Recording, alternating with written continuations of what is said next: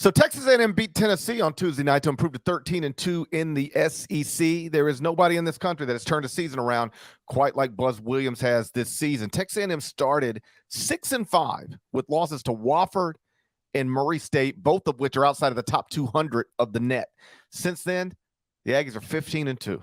Beat Tennessee, beat Arkansas, beat Missouri twice, Auburn twice. Make sense of this Texas A&M season, Deadleg. Just coming on strong late. Buzz Williams is they're tracking well at this point, and they've been able to overcome a non-conference that certainly didn't look like they were heading to the NCAA tournament, and not even the NIT at one point. But it's going to be A&M's going to be the 2 seed, and most likely will be the 2 seed in the SEC tournament. It is 1 game behind Alabama. It's not getting caught for the 2 seed. 3 games clear. And has performed well enough at this point where, yeah, it's done well. It's a good free. If you want like actual bare bones statistic stuff with this, A&M makes more free throws per game, about 19 than anyone in the country, and it attempts the second most per game, around 25 per contest. So it's good at getting to the line. We saw that again. Yeah, if you can speak to the actual game, it was rough. 68-63. It took 2.5 hours. We had 24, 34, 42 fouls in this. Wade Taylor, I believe, if I remember from doing the highlight last night, was 16 of 17 from the free throw line.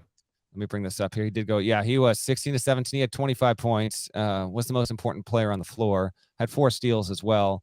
And there were like 27 reviews. Just, not a great watch. Well, what can you say? But A&M, now having just lost twice since December 20th and gotten it done in SEC play, it's gonna go to the tournament. It's not a lock, but it's going there. At this point, the remaining schedules at Mississippi State, at Ole Miss. We'll finish out at home against Alabama in College Station to wrap up the regular season schedule before SEC play. A&M has only made 2 tournaments since 2011, and twice under Billy Kennedy, and both of those runs wound up with Sweet 16 appearances there. So this is not a program that we see in the bracket every single season. It did have a good run under Turgeon, and before Billy Gillespie got the Kentucky job, of course. Shouts to AC Law IV, podcast favorite for sure. But this is Buzz Williams's, first go of it. They actually had 13. They tie their program record for SEC wins, their all-time record back in the Southwest Conference days. They won 14 a couple of times. So they're poised to, at minimum, match their program best for most conference wins in a season. And it's not a spectacular team. They don't jump off the screen, but they get it done at both ends. And Buzz Williams is doing, eventually it's taken until year 4, and they just narrowly missed last season, but he's doing what he came to do when he left Virginia Tech to go back to A&M. And that was a telegraphed coaching move if ever there was one. He brought Virginia Tech to 3 straight tournaments. Then he wanted to reboot and start anew. Now they're going to be dancing in the field. I don't know what seed they'll be because their resume is interesting. If they take a couple of weird losses, they'll be actually up for debate, but hard for me to see this team playing its way out of the field of 68. Yeah, this is what Buzz does, or at least this is what Buzz has done at his past 2 jobs. Like, take over a bad situation at Virginia Tech, make it good. Take over a bad situation at A&M, now he's made it good. And like you said, really made it good last season. They got off to a rough start, but then played well in a pretty significant segment of the SEC, put themselves in a position to get an at-large bid. They just found themselves ultimately on the wrong side of the bubble. I mentioned on Sunday's episode that I didn't have Texas A&M ranked, and the reason is because the entire body of work is not top 26 in the country. It's just not. It's why as recently as this weekend, Jerry Palm had them in last 4 in. They'd crack that top 25 though. I thought that might happen. Number 25 in the AP poll.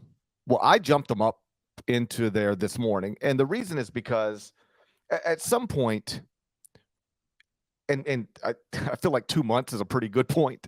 You just have to recognize what this team is and not totally disregard what happened in November and early December, but place everything in proper context. Because like I said, Texas A&M started 6-5, lost to Wofford, Murray State, lost to a whatever Colorado team. And in that stretch, I don't know if you know this, at barttorvik.com, you can sort the data from one date to the next. It's an amazing tool. How you doing with that TourneyCast spot over there, by the way? You figured I don't F with TourneyCast yet. Okay. All right. Yeah. Give me a minute. All right. can't put too much on my plate all at once. Okay, no, I'm fair enough. Right now, I'm just sorting data one day to the next. So if you take that 11-game stretch to start the season, Texas A&M 6-5, ranked 90th in the country at Torvik. Since then, A&M is 15-2. And if you run the data from the day after the loss to Wofford, which is December 21st, if you run the data from that day to this day, it's 2 months worth of basketball. Texas A&M is the 6th best team in the country. Here's the rankings over the past 2 months, according to BartTorvik.com. Number 1, Alabama. Number 2, Houston. Number 3, Purdue. Number 4, St. Mary's. Number 5, UCLA. And number 6, Texas A&M. So Kansas isn't in that, huh? Kansas is not in that. Okay. So I moved Texas A&M. I jumped them from unranked all the way up to number 18 in the top 25-1 because, yeah, the entire body of work isn't the 18th best in the country. That's why Texas A&M probably wouldn't be a top 5 seed in the NCAA tournament right now. But over the past 2 months, this has been one of the 6 best, certainly you can safely say top 10 teams in the country. And at some point, I've got to get a pretty good number next to their name. I did that this morning. All right. So big picture, before we scoot around the other parts of the conference, how much confidence do you have, though? Like, blindly speaking, if we started this tournament tomorrow and A&M was on the 10 line, like, would you have much confidence in picking them to be the 7 seed? It's a good story in that they're getting there.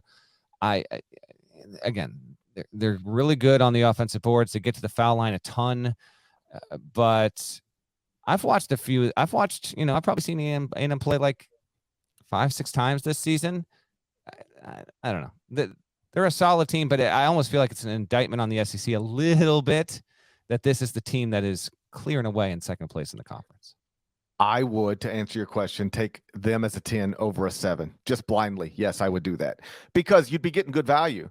A 7 seed is going to be, in that 25, 26, 27, 28 range in terms of ranking teams in the entire country.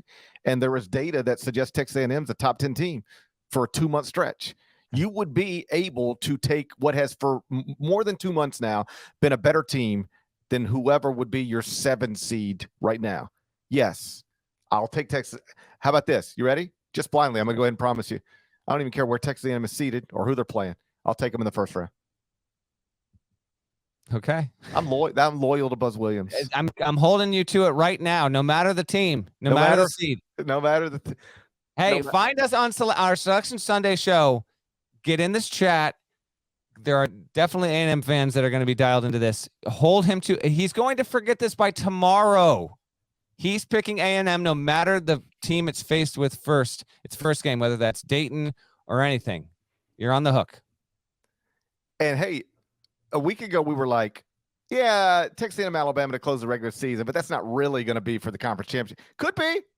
Not after the past 24 hours. I mean, yeah, seems possible. Certainly seems possible.